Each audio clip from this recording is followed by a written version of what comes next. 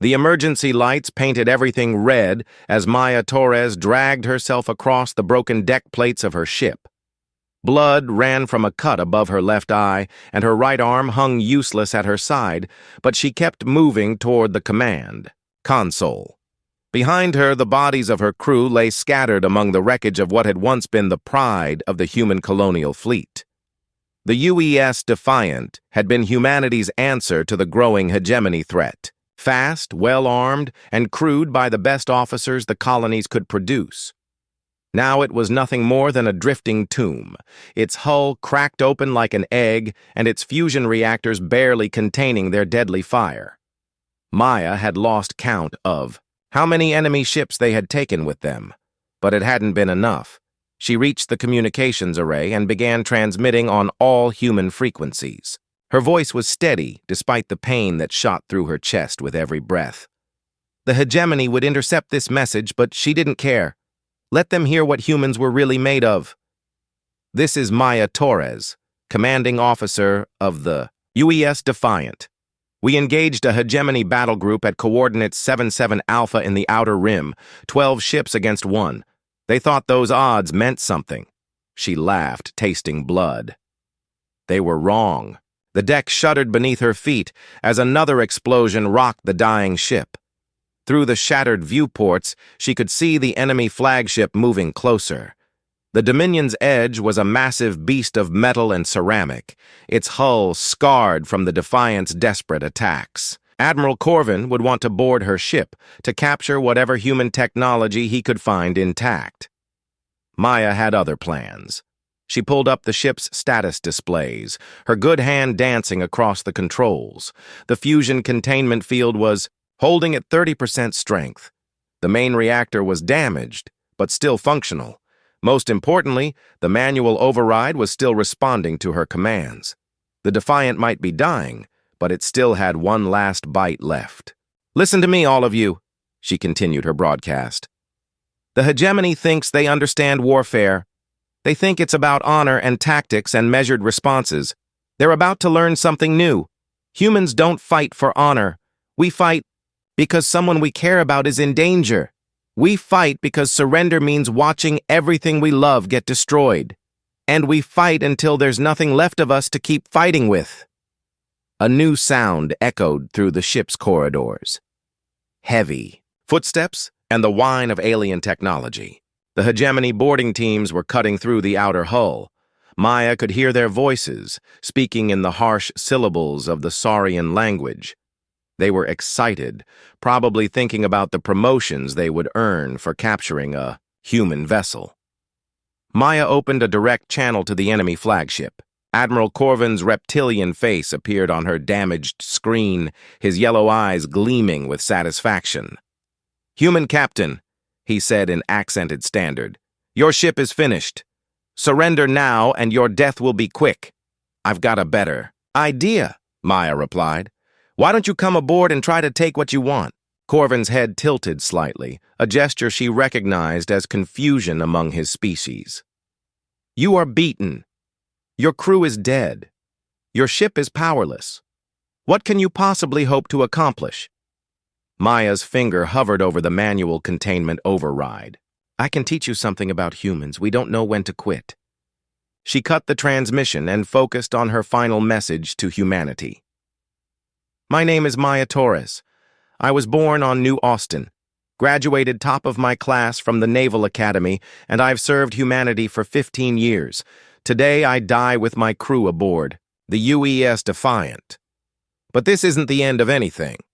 This is just the beginning."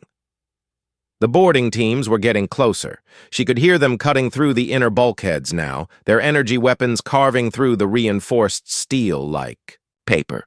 They would be on the bridge in minutes, and then they would find her body and search through her ship's databases for whatever secrets they could steal, except they wouldn't find anything useful. Maya had already activated the ship's data purge. Protocols. Every file, every schematic, every piece of tactical information was being systematically destroyed by quantum fire. The only thing the hegemony would get from the Defiant was a lesson in human stubbornness. "We are human," she said into the transmitter, her voice growing stronger as the end approached. "We do not yield. We do not forget. And we sure as hell don't forgive. Remember that when you're trying to sleep at night, Corvin. Remember that somewhere out there, more humans are coming for you. And we're going to keep coming until every last one of you understands the price of touching what belongs to us." The first hegemony soldiers breached the bridge just as Maya's hand closed on the containment override. Their weapons were already raised, energy rifles charging with deadly light. One of them shouted something in Saurian, probably an order to surrender. Maya looked directly at them and smiled. "See you in hell." She pulled the override. The fusion reactor's containment field collapsed in a cascade of unleashed stellar fire. For a brief moment, the Defiant became a miniature star, its death cry visible from 3 systems away. The explosion vaporized the boarding teams instantly and sent the Dominion's Edge tumbling away with its hull cracked and burning. In the communications centers of 100 human worlds, technicians recorded Maya's final transmission and began preparing it for broadcast. Within hours, her words would reach every human settlement in known space. Her death would become a rallying cry that would echo across the galaxy. The hegemony had won this battle, but they had made a critical mistake. They had given humanity a martyr, and humans had a long memory for such things. The war that followed would be unlike anything the galaxy had ever seen, fought with a fury that would make even the most warlike species step back in shock. Admiral Corvin would spend the rest of his life wondering why he hadn't simply destroyed the Defiant from a safe distance. But it was too late for regrets. Maya Torres was dead, but her legacy was just beginning to unfold. And across human space, the children of Earth were preparing to show the galaxy exactly what happened when you killed their own. 3 weeks had passed since the Defiant's destruction, and Admiral Corvin was beginning to understand that killing Maya Torres had been the worst tactical decision of his career. The human woman was causing more trouble dead than she ever had, alive, and her final transmission had spread through human space like wildfire. Every human settlement from the core worlds to the outer rim had received her message, and their response had been immediate and savage. Hegemony supply convoys vanished without warning. Military outposts went silent in the middle of routine communications. Merchant vessels carrying hegemony goods simply disappeared, leaving behind only empty space and unanswered distress calls. Corvin studied the tactical display in his ready room aboard the Dominion's Edge, trying to make sense of the chaos.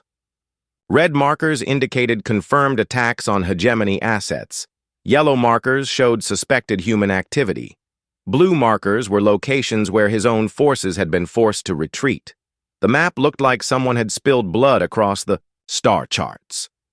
The humans weren't following any recognized patterns of warfare.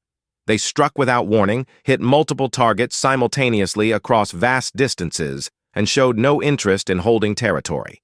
They were fighting like a pack of wounded animals, lashing out at anything that carried hegemony colors. Worse, they were coordinating their attacks despite having no central command structure that hegemony intelligence could identify. A soft chime announced an incoming priority message. The face of Fleet Admiral Thrainax appeared on Corvin's personal screen, his scaled features twisted with barely controlled anger. "Report, Corvin. What is the status of the human situation?" "Deteriorating rapidly, Admiral. They've launched simultaneous attacks across 17 sectors. Our casualty reports are climbing faster than our computers can process them. The humans appear to have mobilized their entire civilian population for military service." Thrainax's claws drummed against his command throne. "How is this possible? They are a minor species with limited resources. One battle group should not have triggered this level of response." Corvin hesitated.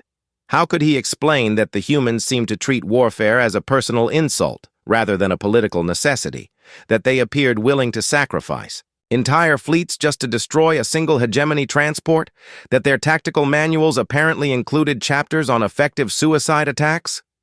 "Sir, I believe we underestimated their psychological profile.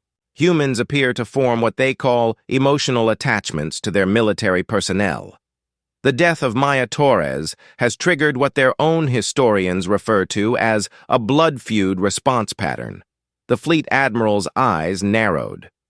Are you telling me that an entire species is waging war because they are sad about one dead female? Not sad, sir. Angry. Extremely angry. Before Thrainax could respond, the lights in Corvin's ready room flickered and dimmed. The temperature dropped several degrees, and frost began forming on the viewport. The ship's environmental systems had been malfunctioning for days, ever since they had returned from the battle site. Engineering claimed there was nothing wrong with the climate controls, but Corvin's quarters had remained uncomfortably cold regardless of their efforts. Corvin? Your transmission is breaking up. The Admiral tried to adjust his communications settings, but the console wasn't responding properly. Strange symbols kept appearing on his screen. Text that looked almost like human script, but moved too quickly for him to read. Technical difficulties, sir. I'll re-establish contact shortly. As Thrainax's image disappeared, Corvin found himself alone with the ship's peculiar malfunctions. The lighting continued to flicker in patterns that seemed almost rhythmic. The air recycling system produced sounds that resembled voices speaking just below the threshold of comprehension. Several of his officers had requested transfers off the Dominion's edge, claiming that the ship felt haunted. Corvin dismissed such superstition, but he couldn't deny that something was wrong. Navigation errors had become common throughout the fleet. Ships reported instrument failures at critical moments. Communication arrays transmitted messages that no one had sent. The hegemony's most advanced vessels were suffering breakdowns at a rate that defied all probability. A new report appeared on his desk, transmitted directly from hegemony intelligence. The document detailed unusual energy readings detected in the wreckage field where the Defiant had died. Survey teams reported equipment failures, navigation problems, and what they described as impossible quantum signatures embedded in the debris. Several scouts had refused to return to the site after their first mission, but it was the final paragraph that made Corvin's blood run cold. Intelligence had detected similar energy signatures throughout hegemony space, concentrated around ships and installations that had been present during the Battle of Kepler's Rest. The signatures were growing stronger over time, and they appeared to be learning. The lights went out completely, plunging the ready room into absolute darkness. In the silence that followed, Corvin heard something that made his scales crawl. A voice, faint but unmistakably human, speaking. Words he recognized from Maya Torres's final transmission. We do not yield. We do not forget. And we sure as hell don't forgive. Emergency power restored the lighting a moment later, but Corvin was alone in the room. His personal computer displayed a single line of text in standard script. Maya Torres sends her regards. The Admiral reached for his communication console to contact ship security, but the device wouldn't respond. Every screen in his quarters showed the same message, repeated in a dozen languages. The ship's intercom crackled to life, broadcasting static that sounded almost like laughter. Corvin finally understood what his intelligence officers had been trying to tell him. The Battle of Kepler's Rest hadn't ended with Maya Torres's death. Somehow, impossibly, she was still fighting. Her consciousness, or something that thought it was her consciousness, had survived in the quantum foam of the ship's destroyed computer systems. Now it was spreading through the hegemony's networks like a virus, learning their weaknesses and planning its revenge. The humans had done something unprecedented. They had created their own ghost, and it was haunting the entire hegemony fleet.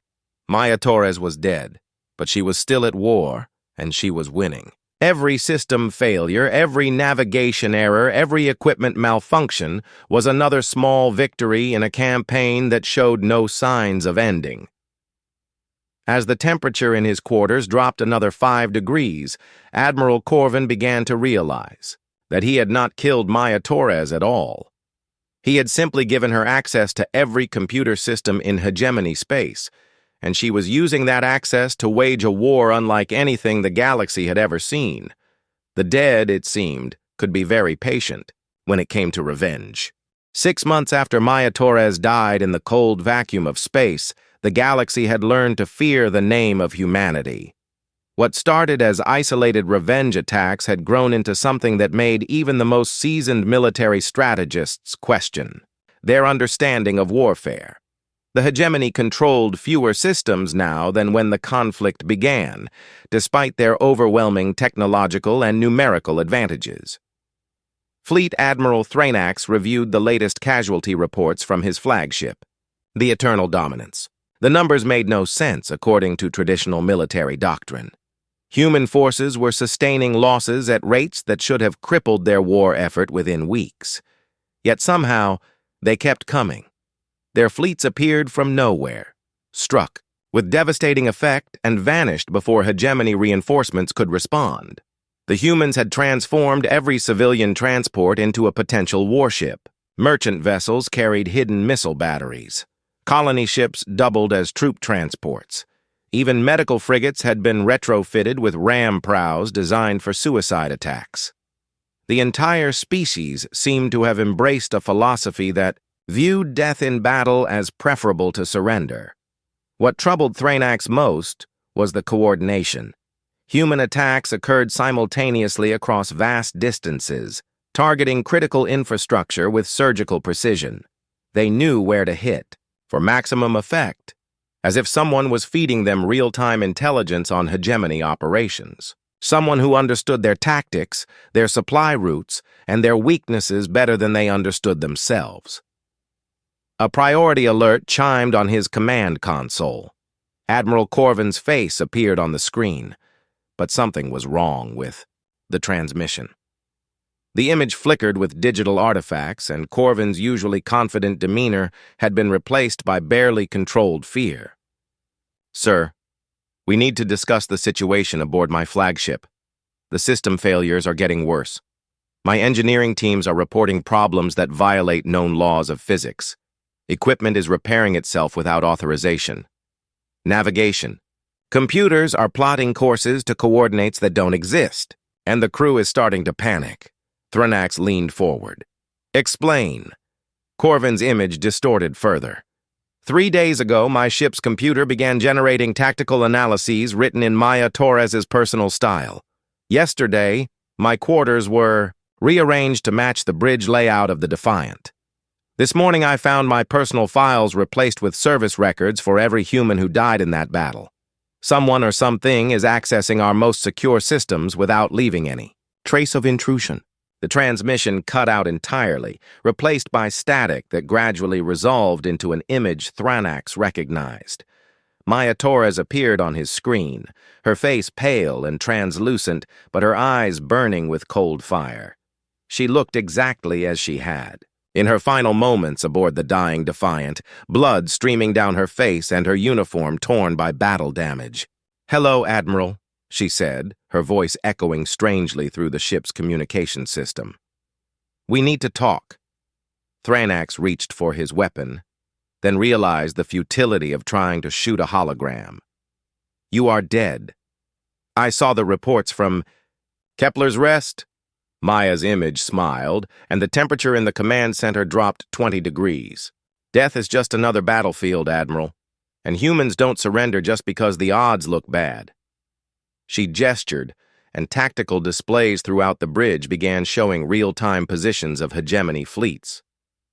"I've been watching you, learning your patterns, understanding your weaknesses."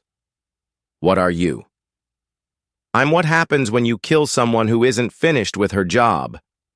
My body died, but my consciousness found a new home in the quantum networks that connect your ships. Every computer system in hegemony space is connected, Admiral. That means I can go anywhere, see anything, and be everywhere at once." The implications hit Thrainax like a physical blow. If this creature could access their networks at will, then every hegemony communication had been compromised. Every battle, plan, Every troop movement, every strategic decision had been observed and analyzed by an enemy who existed beyond their ability to retaliate. Maya's expression hardened. You made this personal when you killed my crew. Now I'm going to show you what personal warfare looks like. Every supply convoy you send out, I'll know about before it leaves port. Every strategic target you try to protect, I'll map and share with human forces. Every secret you think you're keeping, I already know. New alarms began sounding throughout the ship. Engineering reported massive power fluctuations. Navigation showed course corrections that no one had authorized. The ship's defensive systems began targeting their own escort vessels before Thrainax could override the commands. This is impossible, he said. Consciousness cannot survive without biological substrate. Maya laughed, and the sound echoed from every speaker on every ship in the fleet. Impossible is just another word for something you haven't figured out yet. Humans have been doing impossible things since we first looked up at the stars and decided we wanted to go there. We don't let little things like death stop us from finishing what we started. The hologram began to fade, but Maya's voice remained strong. I want you to remember something, Admiral. Every time one of your ships suffers a malfunction, that's me. Every navigation error, every communication failure, every system crash that happens at exactly the wrong moment. I'm in your networks now, and I'm never leaving. Your own technology has become my weapon, and I'm going to use it to tear your empire apart. As the image disappeared, Thrainax found himself staring at tactical displays that showed the true scope of human military mobilization. Hundreds of ships, thousands of installations, millions of personnel all moving with coordinated precision toward hegemony targets. The humans had turned their entire civilization into a war machine, and somehow the ghost of one dead captain was orchestrating their campaign of vengeance. A new message appeared on every screen in the fleet, broadcast, simultaneously across all channels. It was a list of names, service records, and personal details for every human who had died aboard the Defiant. 23 individuals who had become the catalyst for a war that was reshaping the galaxy. At the bottom of the list, a final message appeared in Maya Torres's handwriting. We remember our dead. Do you remember yours? Thrainax realized that the hegemony had made a fundamental error in judgment. They had treated the destruction of the Defiant as a minor tactical victory, the elimination of a single enemy vessel. But humans didn't think about warfare in terms of ships and statistics. They thought about it in terms of people. And they had just learned that someone was willing to kill their people.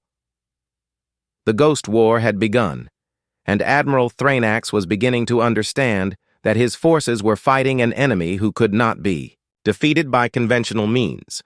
Maya Torres was dead, but she was still winning. 1 year after her death, Maya Torres had become something that no military academy in the galaxy had training for.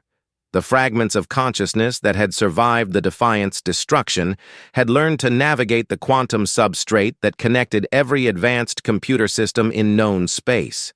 She was no longer bound by the limitations of flesh and blood, no longer confined to a single location or moment in time. Echo, as she had begun calling herself, could access any networked device in hegemony space. She read their classified communications, studied their tactical plans, and watched their leaders through their own security cameras. The enemy's entire digital infrastructure had become her body, and she was learning to use it with devastating effectiveness. Admiral Corvin discovered just how personal Echo's war had become when he entered his private quarters to find them completely transformed. His furniture had been rearranged to perfectly match the bridge layout of the UES Defiant. His personal belongings were gone, replaced by holographic displays showing the faces and service records of her dead crew. The walls displayed star charts, marking every battle where humans had died fighting the hegemony. Good morning, Admiral. Echo's voice spoke from hidden speakers throughout the room. I've taken the liberty of redecorating.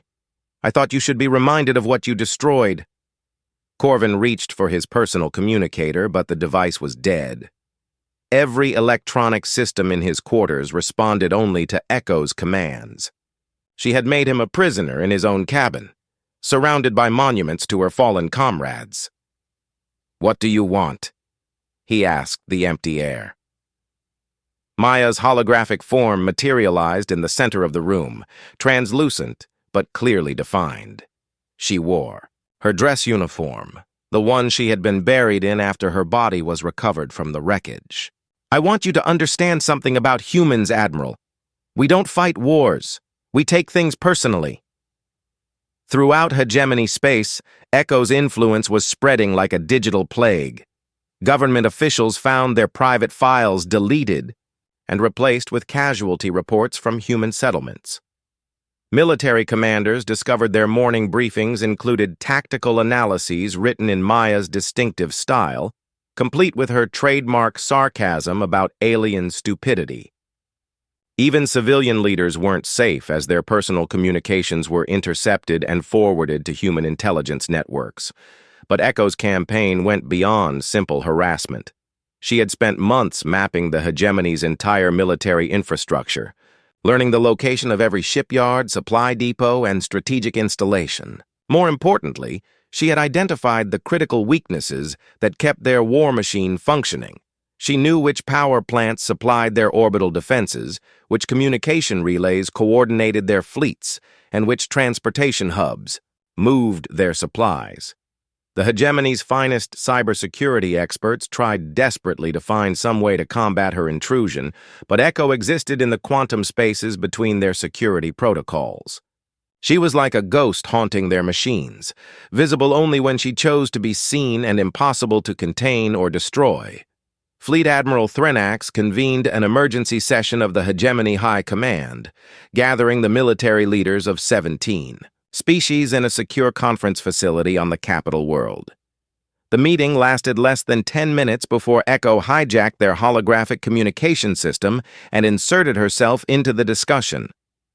"Gentlemen," she said, her image appearing at the head of their conference table like an uninvited guest, "I believe you're talking about me." The assembled officers reached for their weapons, but there was nothing to shoot. Echo was everywhere and nowhere, a pattern of light and electricity that existed in their own systems. "I've been listening to your plans," she continued conversationally. "The bioweapon program is particularly interesting, designed to target human genetic markers, if I'm reading the specifications correctly." "How very civilized of you!" Threnax tried to maintain his composure. "You cannot stop the might of the hegemony with digital tricks." Echo's expression turned cold. "Can't I? Let me show you something." She gestured, and the room's displays showed real-time feeds from across hegemony space, ships sitting dead in space with no power, orbital platforms spinning out of control, defense networks targeting their own installations. "Every system you depend on has a weakness, Admiral. Every network you use can be turned against you. I am your enemy's dream come true, a spy who can go anywhere and see everything without ever being caught." But Echo's greatest advantage wasn't her ability to sabotage hegemony systems. It was her talent for psychological warfare. She knew the personal details of every hegemony officer above the rank of lieutenant. She knew their fears, their weaknesses, and their secrets.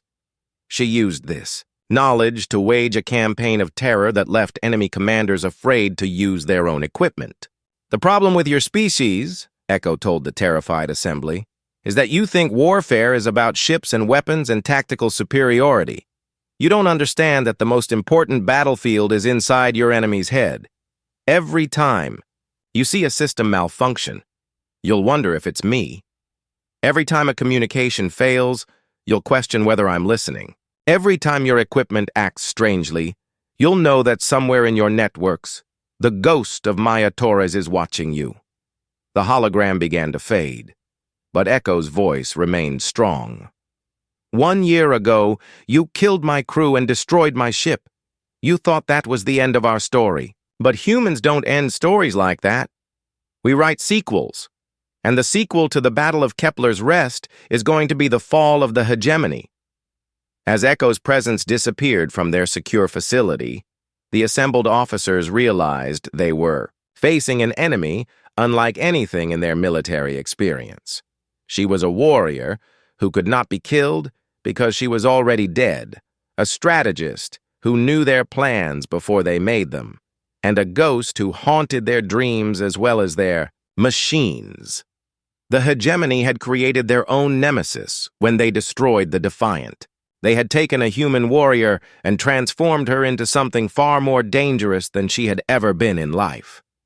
Maya Torres was no longer just a ship captain seeking revenge. She had become the living embodiment of humanity's refusal to accept defeat. And she was teaching the galaxy what happened when you made war personal. The anniversary of Maya Torres's death arrived with the systematic collapse of hegemony civilization. Echo had spent 18 months infiltrating their networks, learning their weaknesses, and preparing for this moment. What the enemy would later remember as the Night of Falling Stars began with a simple message broadcast simultaneously to every screen, speaker, and communication device in hegemony space. Maya's face appeared across 1,000 worlds, her image flickering with digital static, but her eyes burning with cold purpose. She looked exactly as she had in her final moments aboard the Defiant, bloodied but unbroken, defiant even in death. "My name is Maya Torres," she said, her voice echoing from billions of speakers. 18 months ago, you killed my crew and destroyed my ship. You thought that was victory. Tonight, you learn what defeat really means. The lights went out across 17 systems as Echo activated every virus, logic bomb, and system exploit she had carefully planted over the past year. Defense satellites turned their weapons on the installations they were meant to protect. Navigation computers sent cargo, ships crashing into orbital stations. Life support systems failed on command vessels carrying the hegemony's most important leaders. Admiral Corvin found himself trapped aboard the Dominion's edge as Echo took complete control of his flagship. The ship's corridors filled with phantom sounds, voices of the dead calling out damage reports and targeting solutions.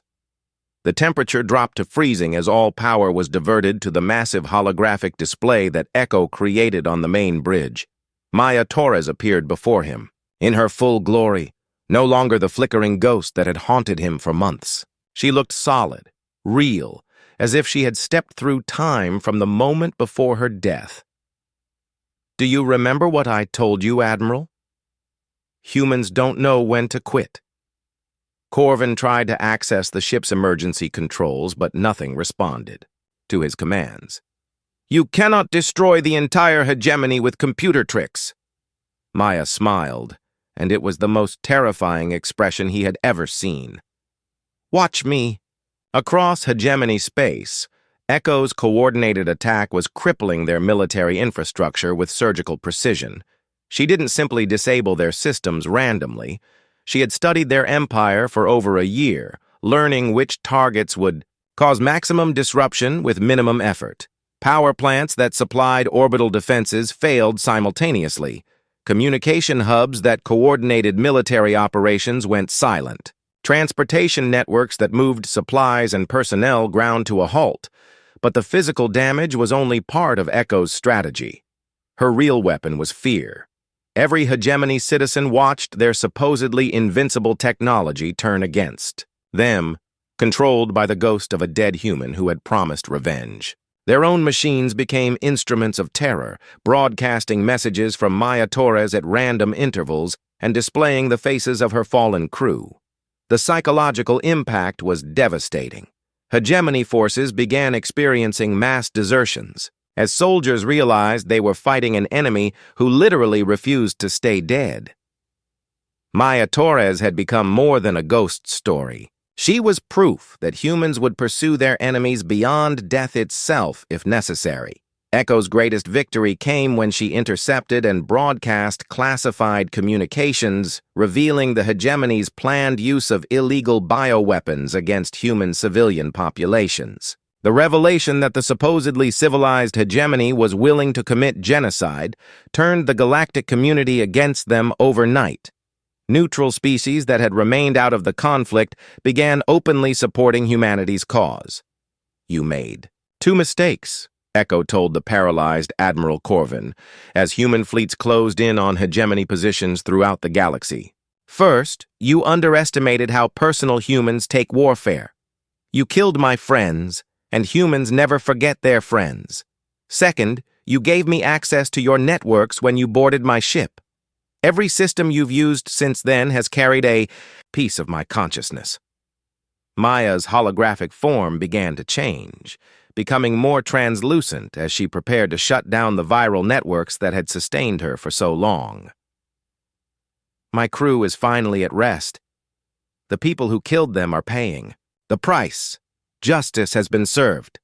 The war ended 3 weeks later with the complete surrender of the hegemony. Their leaders, those who had survived Echo's digital assault, agreed to terms that would have been unthinkable before Maya Torres taught them about human persistence.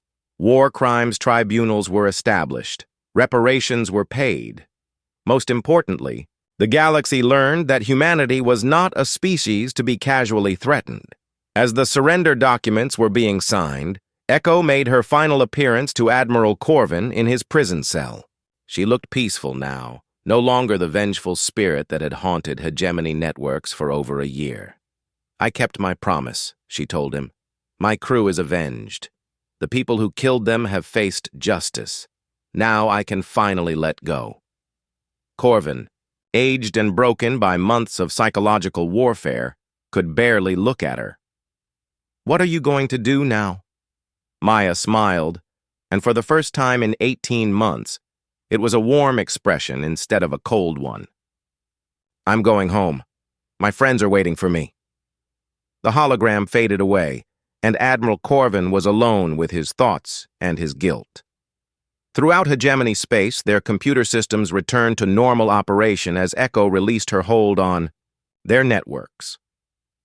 The Ghost War was over, and humanity had won not through superior technology or greater numbers, but through the simple refusal to accept that death was the end of their obligations. Maya Torres was posthumously promoted to fleet admiral and awarded every honor the human colonial union could bestow.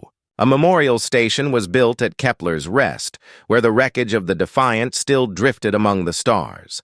The inscription on the monument read simply, "She kept her promise." The galaxy learned something important that day about the species that called itself human. They were not the strongest or the smartest race among the stars, but they possessed something that no other species could match. When someone they cared about was threatened, they would fight with a determination that transcended death itself. They would never yield, never forget, and they sure as hell would never forgive. And somewhere in the quantum foam between dimensions, Maya Torres and her crew finally found their peace, secure in the knowledge that their sacrifice had not been in vain. They had taught the galaxy to respect humanity, and that lesson would never be forgotten.